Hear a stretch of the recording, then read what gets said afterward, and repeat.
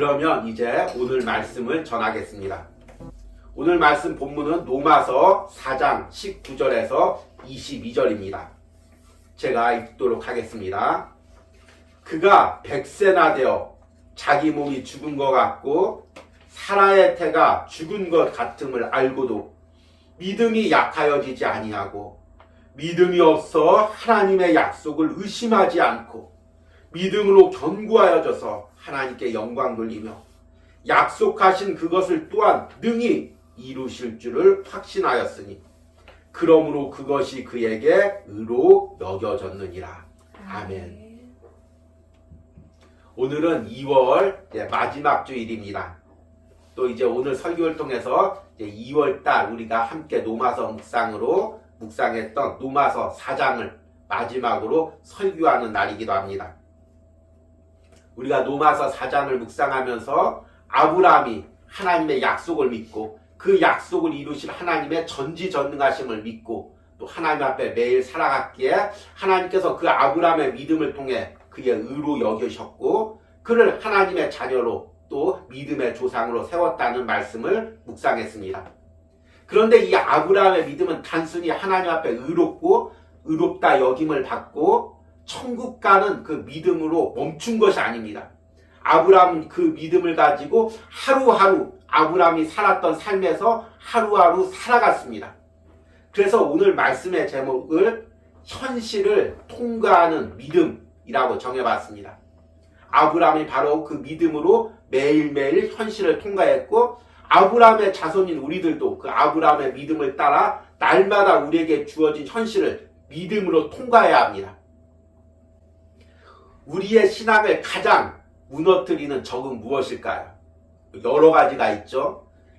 로마 시대처럼 로마의 그 제국에 또 통치자들의 핍박이 있을 수가 있고 여러분들이 가정과 주변 사람들에게 당하는 핍박이 있을 수가 있고 또 여러분들이 처해져 있는 경제적인 어려움과 또 육체적인 어려움이 여러분들의 신앙을 약하게 할 수도 있습니다. 그러나 우리의 신앙을 가장 약하게 하는 궁극적인 적은 바로 현실이라는 무게감입니다. 그리고 그 현실 배후의 역사는 악한 영의 공격이 있죠. 현실은 우리를 둘러싸고 있는 공기와도 같습니다. 우리의 주변에 보이는 모든 것들이 현실이고 우리가 숨을 쉬며 보고 있는 모든 것들이 현실입니다. 그리고 때로는 그 현실이 무거운 바위덩어리처럼 우리 신앙을 짓누를 때가 있습니다. 그래서 현실을 이기지 못하면 현실을 통과하지 못하면 우리 믿음이 성장할 수가 없는 것입니다. 제가 청년 시절 때 열심히 이제 함께 신앙생활하던 청년이 있었습니다.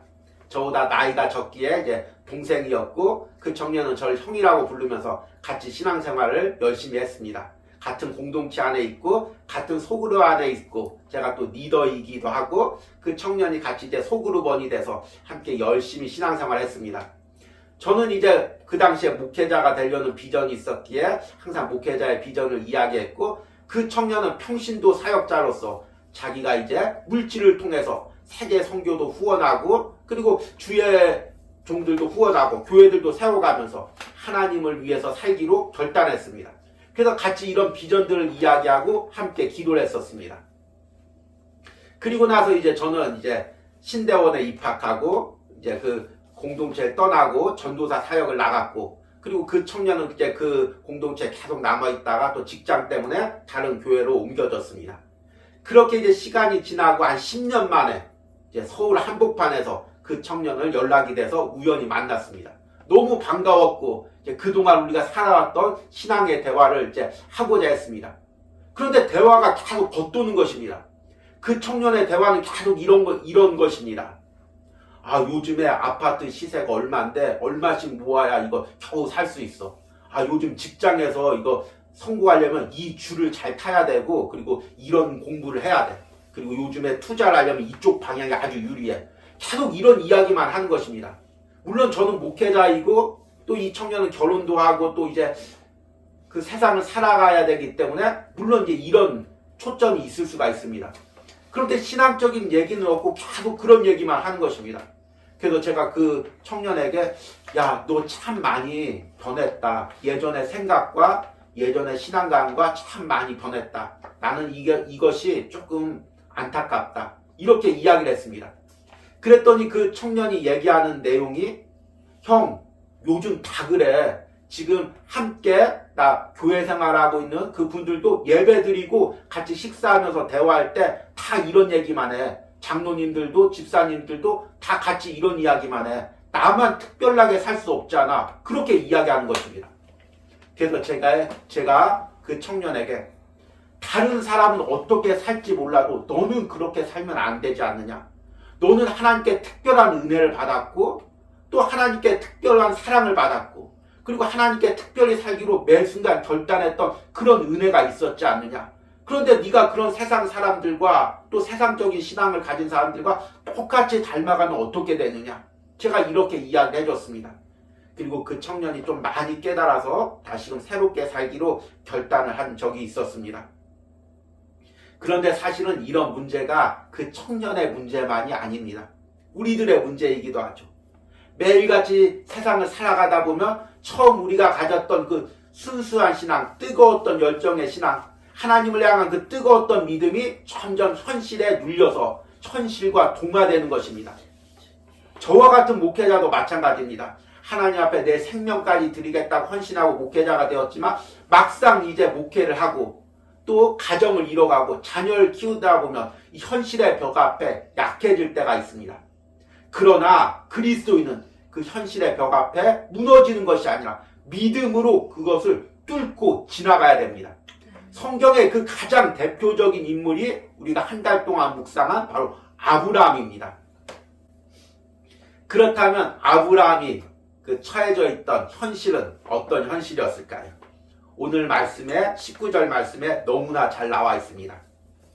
그가 100세나 되어 자기 몸이 죽은 것 같고 사라의 태가 죽은 것 같음을 알고도 믿음이 약하여지지 아니하고.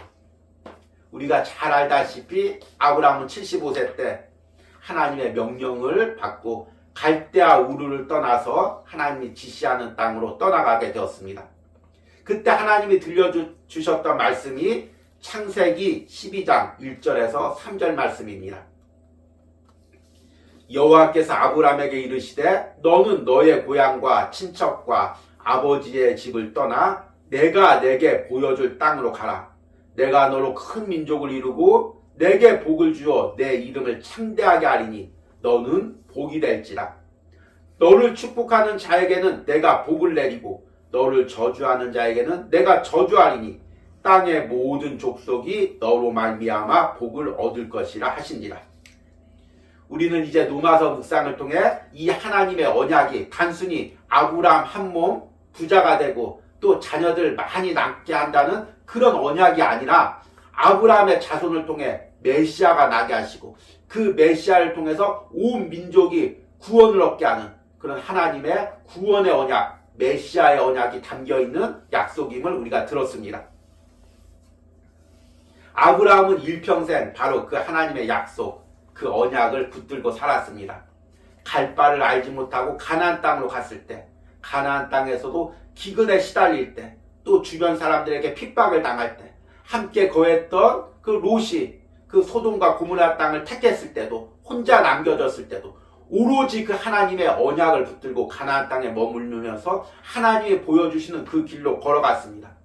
그리고 그 언약 속에서 하나님께서 나를 통해서 큰 민족을 이루고 그 민족을 통해서 하나님의 말씀을 전달하고 그를 통해서 메시아가 나의 자손 가운데서 나게 하고 그를 통하여 온 인류를 구원한 하나님의 그 언약과 계획을 믿고 하루하루를 믿음으로 살아갔습니다. 그런데 그 아브라함이 이제 오늘 말씀해 보니까 19절에 100세 가까이가 되었습니다. 그리고 오늘 말씀에 뭐라고 이야기하고 있냐면 그가 100세나 되어 자기 몸이 죽은 것 같고, 몸이 죽은 것 같다는 것은 무슨 의미일까요? 이제 남성으로서의 모든 생산 능력이 다 사라졌다는 것입니다. 이제 더 이상 아이를 낳을 수가 없는 상황입니다. 생물학적으로 자연적으로 아브라함의 몸에서는 자녀를 낳을 수가 없는 상황입니다. 그런데 아브라함만 그렇고 또 하나님의 언약한 사라를 통해서 사라가 건강하고 젊었으면 좋은데 오늘 말씀해 보니까 사라의 태가 죽은 것 같음을 알고도 사라 역시도 이제 아이를 낳을 수가 없는 그런 상황이 되었습니다. 그래서 이제 아브라함과 사라에게 천사가 나타나서 자녀를 내년 이맘때 자녀가 준다고 약속을 해도 때로는 사라가 그것을 웃음으로 받아들였습니다.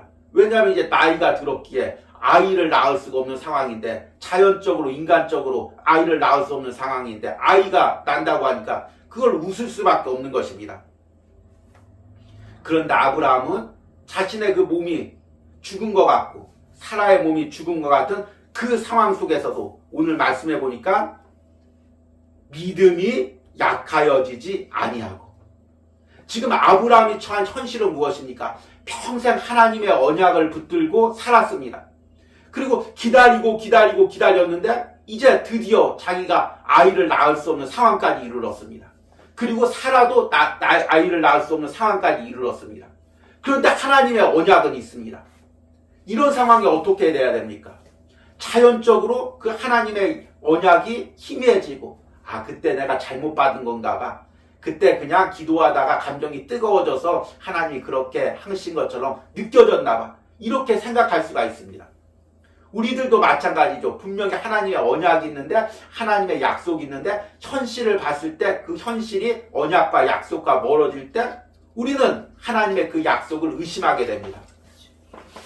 하나님께서 분명히 나를 통해서 우리 가족을 구원하겠다고, 또 우리 남편, 우리 아내 예수님 믿게 하겠다고, 우리 자녀들 하나님의 자녀 삼겠다고 약속을 했는데 현실을 보니까 남편이 날마다 더 강팍해집니다. 매일 술 먹고 매일 세상적인 그런 것들을 하면서 계속해서 신앙과 점점 더 멀어집니다. 자녀들 분명히 하나님의 자녀들 삼겠다고 약속했는데 자녀들이 커갈수록 점점 교회에서 멀어집니다. 이 가정 하나님께서 나를 통해서 구원하시겠다고 약속하셨는데 점점 신앙의 가정과는 멀어집니다. 그런 1년, 2년, 10년 기도하다가 점점 우리도 그 하나님의 약속을 의심하게 됩니다. 저 사람은 안 되나 봐. 우리 자녀는 안 되나 봐. 우리 가정은 안 되나 봐. 나는 안 되나 봐. 하나님의 약속이 나에게는 안 이루어지나 봐. 점점 우리가 하나님의 약속을 의심하게 됩니다. 저 역시도 마찬가지죠. 저는 이제 처음 목회자의 이 소명을 받았을 때가 고등학교 3학년 때였습니다. 하나님께서 나를 주의 종으로 삼으시고 나를 통해서 하나님의 말씀을 전하는 사자로 삼겠다고 하나님께서 약속을 주셨습니다. 그런데 그 당시의 현실은 제가 건강으로 인해서 고등학교도 휴학하고 있는 상황이었습니다.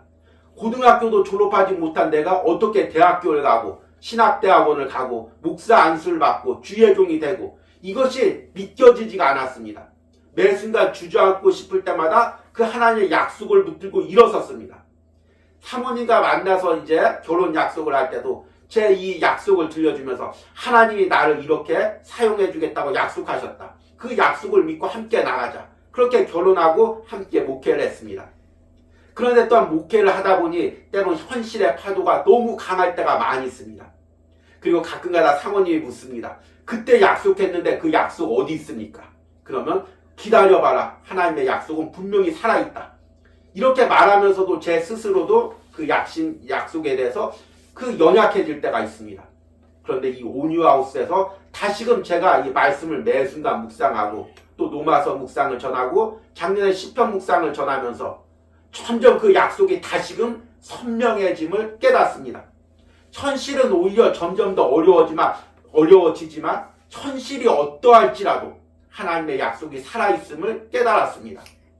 아브라함이 가졌던 믿음이 바로 그 믿음입니다. 그리고 우리가 가져야 될 믿음이 바로 그 믿음입니다. 현실이 어떠할지라도 하나님의 언약은 살아있습니다. 하나님의 약속은 살아있습니다. 그리고 하나님은 현실이 어떠할지라도 하나님의 약속하신 그 약속을 이룰 수 있는 전지전능하신 분입니다. 이번 주에 묵상한 것처럼 하나님은 이 세상의 주인이시고 무소부재하신 분이고 전지전능하신 분이고 모든 지혜와 능력에 부족함이 없으신 분입니다. 그 하나님께서 약속하셨으니 그 약속은 변하지 않습니다. 설사 나는 그 약속을 잊어버린다고 할지라도, 내 힘으로는 그 약속을 이룰 힘이 전혀 없을지라도 하나님이 우리를 구원하시기로 약속하셨으면 그 구원의 언약은 절대로 흔들림이 없습니다. 내 삶에 주신 약속들도 흔들림이 없습니다. 그러기에 우리는 그 현실을 하나님의 언약을 붙들고 약속을 붙들고 그 하나님 자체를 바라보며 그 바라보는 믿음으로 통과해야 되는 것입니다. 이것이 아브라함의 믿음이었고 또 우리가 가져야 될 믿음입니다. 그렇다면 과연 현실을 통과하는 믿음이란 어떤 믿음일까요? 오늘 19절과 20절 말씀을 제가 다시 한번 읽어보겠습니다. 그가 100세나 되어 자기 몸이 죽은 것 같고 사라의 태가 죽은 것 같음을 알고도 믿음이 약하여지지 아니하고 믿음이 없어 하나님의 약속을 의심하지 않고 믿음으로 견고하여져서 하나님께 영광을 돌리며. 아멘.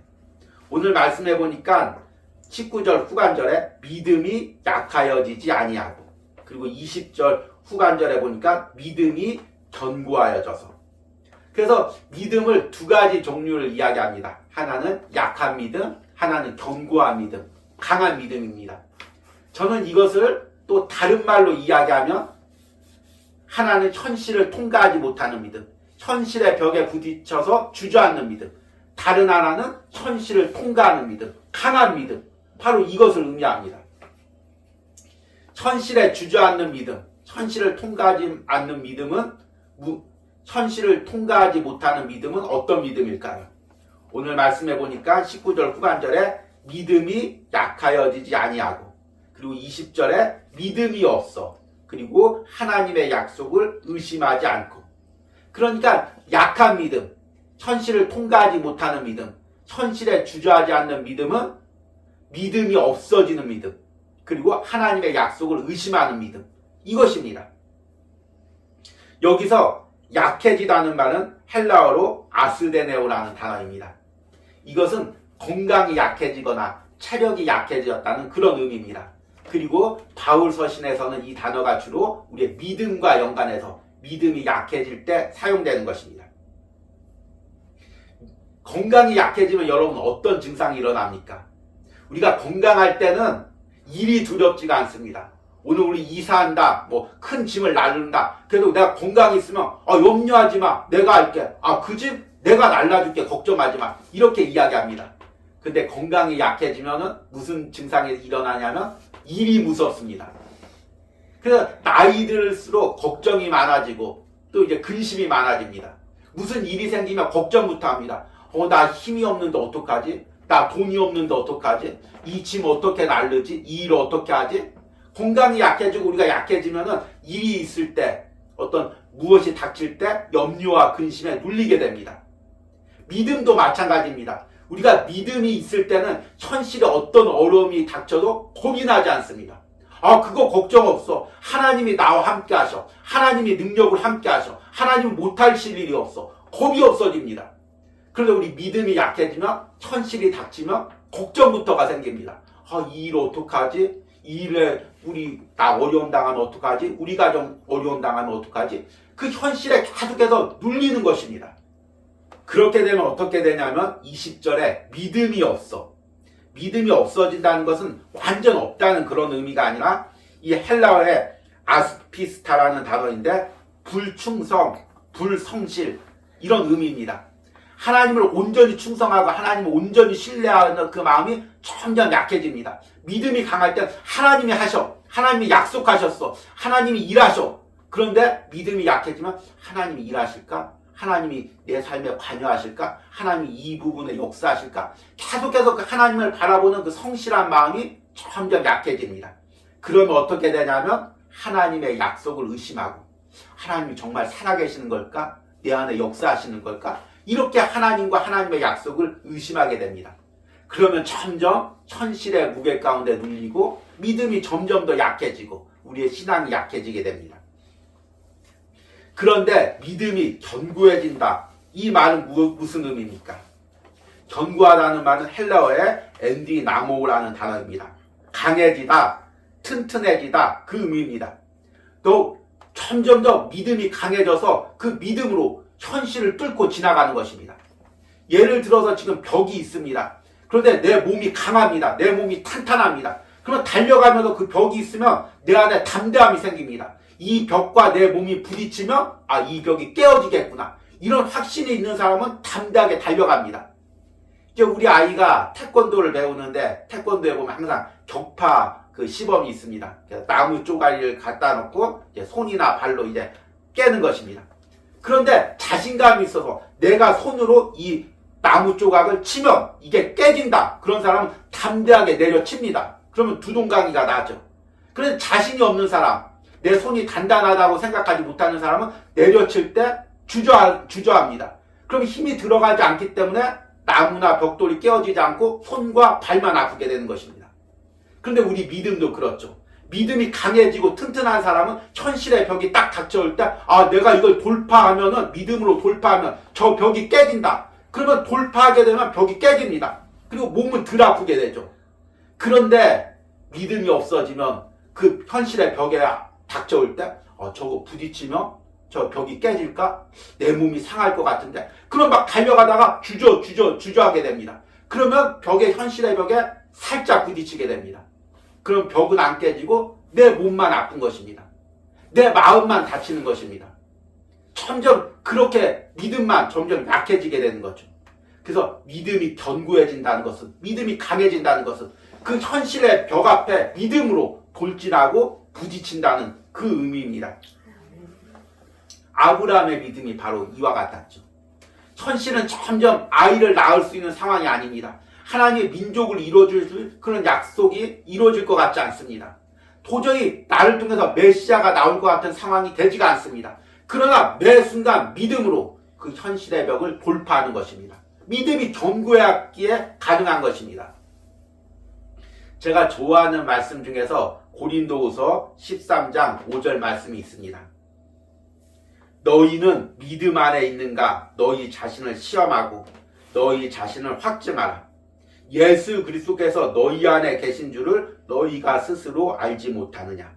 그렇지 않으면 너희는 버림받은 자니라. 너희는 믿음 안에 있는가? 너희 자신을 시험하고 너희 자신을 확증하라. 여기서 시험하다는 말이 도키마제라는 헬라어입니다. 이 단어의 원래 의미는 불로 재련하다는 의미입니다. 어떤 금속이 강해지려면 날마다 그 불 속에 들어가야 됩니다. 불 속에 들어가서 다시 한번 망치로 두들겨졌을 때 그 쇠나 금속이 강해집니다.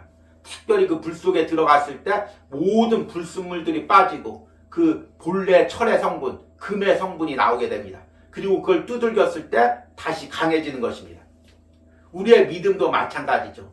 우리 믿음이 비록 말씀을 통해서 그리고 기도를 통해서 강해지지만 그 믿음이 진정으로 강해지려면 현실을 통과하게 되려는 믿음이 되려면 매 순간 그 믿음으로 현실을 통과해야 됩니다. 매 순간 불 속으로 들어가야 됩니다. 매 순간 망치질을 당해야 됩니다. 그때마다 우리의 믿음이 한 단계 강해지는 것입니다. 그리고 그렇게 믿음이 강해질 때만이 내 안에 예수 그리스도가 있음을 확신하고 하나님이 내 인생에 계심을 확신하고 믿음으로 날마다 살아갈 수가 있고 그런 믿음만이 하나님께 영광을 돌릴 수 있는 믿음입니다. 오늘 20절 말씀을 보니까 후반절에 믿음으로 견고하여져서 하나님께 영광을 돌리며, 그러니까 견고한 믿음은 어떤 믿음이냐면 하나님께 영광을 돌리는 믿음이라는 것입니다. 내가 매 순간 불확실한 현실 가운데서도 믿음으로 살아갈 때 그 하루하루의 삶이 하나님께 영광을 돌리는 삶을 살 수가 있다는 것입니다. 이런 은혜가 오늘 말씀을 듣는 여러분들에게 있길 바랍니다. 이제 말씀을 맺으면서 마지막으로 오늘 말씀을 통해 로마서 4장 말씀을 통해 그리고 아브라함의 신앙을 통해 지금 내 현실을, 내 믿음을 점검해 보시기 바랍니다. 지금 내 앞에 닥친 현실의 벽은 무엇입니까? 아브라함처럼 도저히 불가능해 보이는 상황은 무엇입니까? 그럼에도 하나님이 내게 주신 약속은 무엇입니까? 여러분 그 하나님의 약속을 붙들고 믿음으로 그 현실의 벽을 통과하시기 바랍니다. 여러분들이 그렇게 현실의 벽을 통과할 때마다 여러분들의 삶이 하나님께 영광이 되는 삶이 되실 줄 믿습니다.